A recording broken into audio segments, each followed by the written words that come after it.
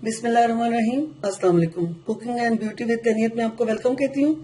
Friends, आज हम बहुत ही जबरदस्त एक डिश बना रहे हैं जिसका नाम है दाल मखनी, जो कि बहुत ज्यादा लजीज बनती है और सबको बहुत ज्यादा पसंद आती है। आप इसको मेरी रेसिपी से बनाएं, आपको बहुत ज्यादा आसान भी लगेगी और बहुत ज्यादा टेस्टी लगेगी। आप इसको बनाएंगी तो इंशाल्लाह बार बार आपसे दाल मखनी की फरमाइश होगी। अच्छा, जल्दी से मैं आपको उसकी जो चीजें हैं वो बता देती हूँ, आप उस हिसाब से उसको नोट कर लें। ये देखें, ये मैंने सुर्ख लोबिया ले लिया जिसको राजमा भी कहते हैं। 1 पाव के हिसाब से ये दोनों दालें मैंने ले ली है। दोनों दालों के मिक्सचर से बनती है दाल मखनी। अच्छा, इसको भी मैंने बॉईल कर लिया। और काली दाल जो है, मेले भी इसको कहते हैं और काली दाल के नाम से ज्यादा इसको जाना जाता है। इसको भी देखिए मैंने अच्छे तरीके से बॉईल कर लिया है। उसके अलावा मैंने चिकन की यखनी, आप देखें ये मैंने 3 से 4 कप यखनी बना ली है। अगर आपके पास चिकन की यखनी नहीं है तो आप इसमें 2 चिकन क्यूब भी इस्तेमाल कर सकती हैं।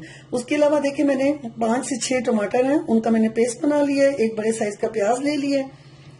उसके अलावा ये जो मैंने मसाले ले लिए हैं कि खाने के चम्मच के हिसाब से नमक, खुश्क धनिया, सुर्ख मिर्च, गरम मसाला, ये क्या खाने का चम्मच है। और 1 टीस्पून के हिसाब से मैंने हल्दी, काली मिर्च और भुना कुटा जीरा ये मैंने ले लिया है। उसके अलावा ये देखें तकरीबन 2 से 3 खाने के चम्मच मैंने लहसुन अदरक का पेस्ट ले लिया। क्योंकि ये दालें दोनों जरा सा बादी होती हैं तो इसमें आपने लहसुन अदरक का पेस्ट जो है वो जरा ज्यादा इस्तेमाल करना है।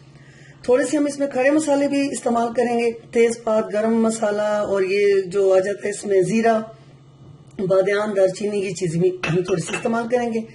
डब्बे वाली क्रीम हम यूज करेंगे, आप कोई भी कर सकती हैं, घर वाले भी कर सकती हैं। उसके अलावा ये देखिए मैंने तकरीबन 2 बड़े पीस जो हैं वो मक्खन के ले लिए हैं। नाम ही इसका दाल मखनी है तो जितना मक्खन इसमें जाएगा उतना ही ये टेस्टी होगा। तो चलिए अब इसको हम जल्दी से बनाते हैं। आप इसको देखें आखिर तक मेरी इस रेसिपी को, तो इंशाल्लाह आपको मेरी रेसिपी बहुत ज्यादा पसंद आएगी और बहुत ही ज्यादा टेस्टी ये दाल बनेगी।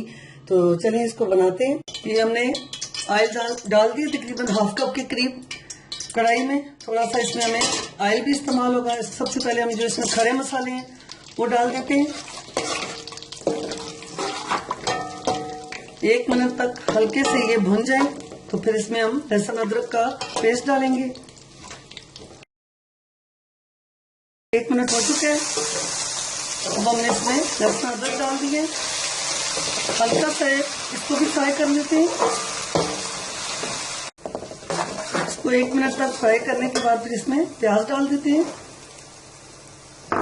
और इसको भी 2 से 3 मिनट तक अच्छे तरीके से इसमें फ्राई कर लेते हैं। 2 से 3 मिनट हो चुके हैं। प्याज और ये लहसुन अदरक देखिए हमारा अच्छे से फ्राई हो गया। अब हम इनको निकाल लेते हैं इस तरीके से और इसको हल्का सा हम ब्लेंडर में ब्लेंड कर लेते हैं।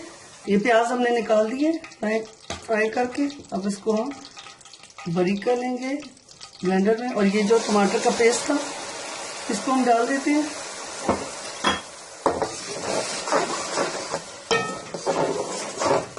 दो मिनट तक इसको इसी तरह पकने देते हैं। ये 2 मिनट हो चुके हैं टमाटर को पकते हुए। अब इसमें हमने जो प्याज लिया था उसका भी पेस्ट बना लिया है, उसको भी बीच में डाल देते हैं।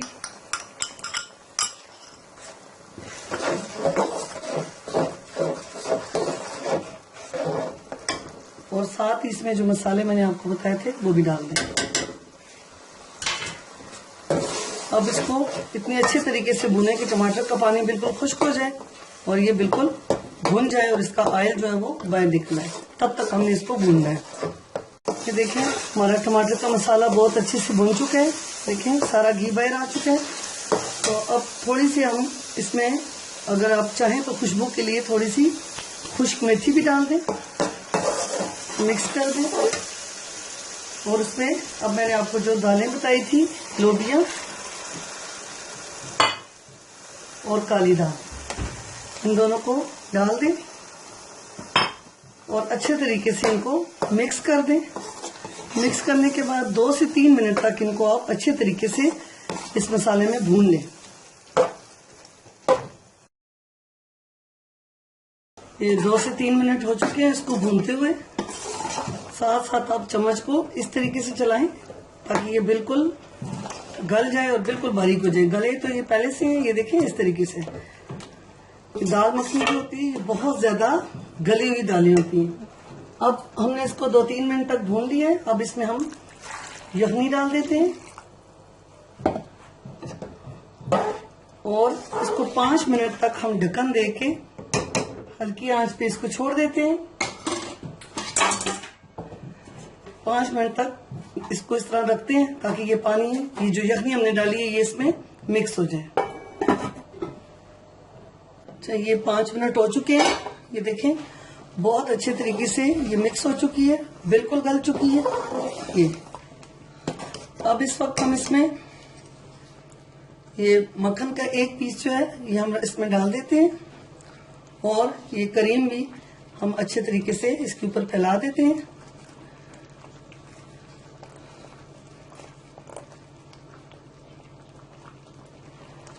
इस तरह अब इसको अच्छे तरीके से मिक्स कर देते हैं। बाकी की जो करीम है और बाकी का जो मक्खन है वो हम डिश आउट करेंगे, तो फिर उस वक्त इस पे डालेंगे। इस तरीके से अच्छे तरीके से आप मिक्स कर दें ताकि मक्खन का और करीम का टेस्ट अच्छे तरीके से इसमें चला जाए। हमारी दाल मखनी बिल्कुल बन के तैयार हो चुकी है। अब हम इसको डिश आउट कर लेते हैं। अच्छा, ये देखिए जी हमारी दाल मखनी बन के तैयार हो चुकी है। अब हम बाकी का मक्खन इसके बीच में इस तरह डाल देते हैं और बाकी की जो करीम है इस तरह आप उसको डेकोरेट कर लें। बहुत ही जबरदस्त, बहुत ही टेस्टी दाल बनती है ये। आप इस तरीके से इसको मेहमानों के आगे सर्व करें, देखने में भी बहुत ही जबरदस्त नजर आती है और खाने में तो इससे भी ज्यादा जबरदस्त है। थोड़ी सी इसमें सब्ज मिर्च डाल दें और थोड़ी सी सब्ज धनिया डाल देते हैं इसमें। आप इसको जरूर मेरी रेसिपी से बनाएं। मुझे उम्मीद है कि आपको ये बहुत ज्यादा पसंद आएगी। अगर आपको मेरी ये रेसिपी पसंद आए तो मेरे चैनल कुकिंग विद तैनियत को सब्सक्राइब करें और इसको अपने दोस्तों के साथ भी शेयर करें और लाइक करें। अब मुझे इजाजत दें। अल्लाह हाफिज।